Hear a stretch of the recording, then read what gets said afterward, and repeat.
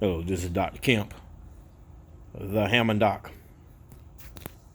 I'm working on a Leslie 122 amplifier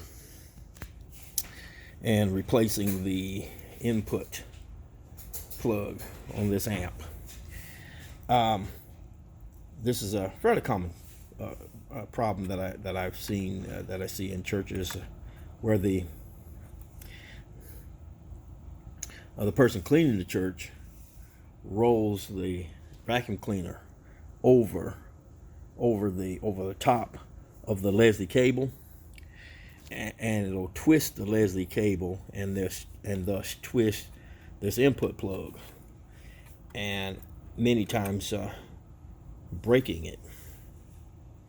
I'll show you here. See right here, this plug is broken, and the church, the organist continued to play until the Leslie just quit working. They knew they were having problems with it because it was loose. They could tell it was loose, but they just plug it back up or just move it and kept using the organ, or they kept using the Leslie until the Leslie stopped functioning.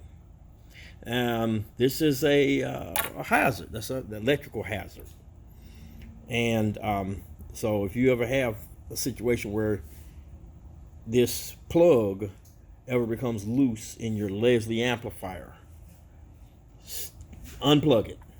Guys, listen. Unplug the Leslie plug from the amplifier.